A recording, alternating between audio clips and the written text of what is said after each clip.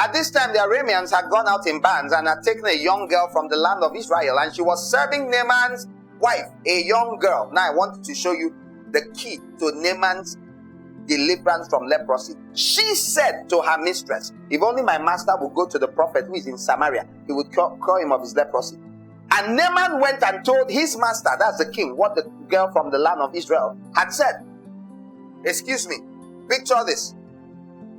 If the greatest commander in the army goes to the president, Your Majesty, one of my wife's small girl, her house girl, said that there's a man in her place that if he prays for me, I'll be well. Can you smell humility? Are you seeing humility? The king says, go, sends a letter, gives him tons of money, a lot of money. Carry all of this, carry it as payment. So it shows you how big a man is. I don't know, I don't have time, please. That's a lot of money. 10 talents of silver, 6,000 shekels of gold. That is so, your brain can handle that money. Your brain can handle that money. This is how much the king, this is how much these people esteem deliverance from leprosy. Are you seeing his desire to be set free? Oh, I want you to see his desire. You sit here and you're okay with your leprosy. It's just my weakness. You're a clown.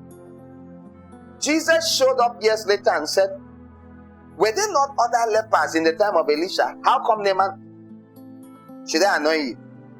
Should I open your eyes? Do you know the 4 lepers were alive during Elisha's life? That Elisha is the one that prophesied the end of that famine. Those 4 lepers were outside the gate while Elisha was in town. Oh, you didn't hear Jesus say, he said, were there no lepers in Israel? But Naaman came from afar and got healed. There were 4 unbelieving lepers saying what many of you say. Say, that preacher does not understand my weakness. He does not understand. He doesn't know why I struggle with it. He doesn't know how much I've tried. I will not open up. I know they said we should open up and talk to somebody that they will help, but he does not understand. My own situation is peculiar. Is it as peculiar as the one I had in 2016? Or the one I had in 2017 August? Or is it the thing I had in 2018 of February? Are you sure it's as peculiar as the 4 I had in 2019 or 2022? Mr. Peculiar. You have nothing peculiar. What you have is leprosy. It's very common.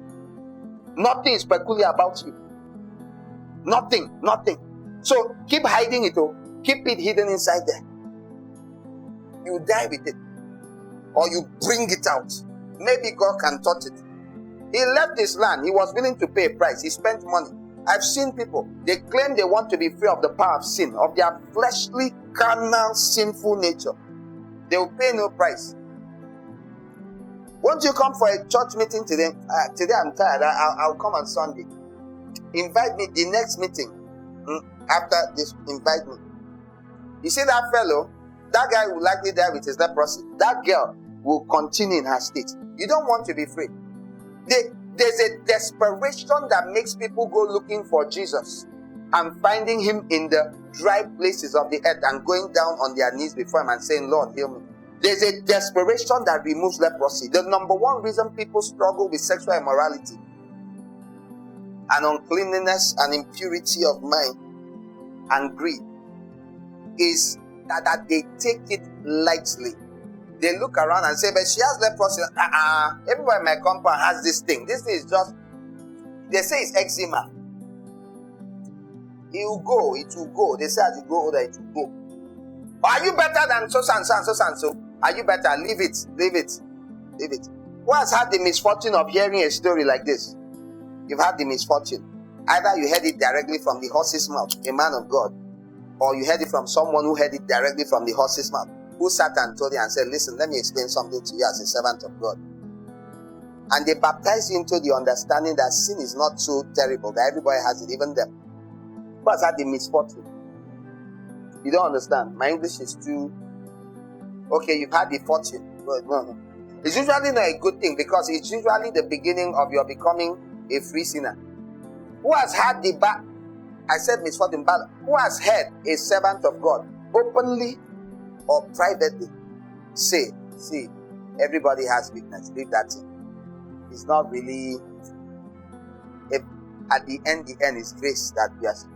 Who has pretty much had someone acknowledge that, see, I have my own, I'm living in sin somewhere. I'm not talking about that they get angry. I mean sin. Either they told you they hit on you or they didn't hit on you, but they were informing you. And it went into your head and it lowered the evil of sin highly. Hear me. Very many more will be saved when they believe leprosy is terrible and that they must be free of it. Why would those men not be screaming and shouting and saying, Elijah, heal me. Elijah, help me. Elijah, deliver me. Why? Why did they not do that? Why were they not calling out for deliverance from leprosy? Because they had learned to live with their condition and they didn't think it was so big a deal anymore. They didn't think it was so big a deal.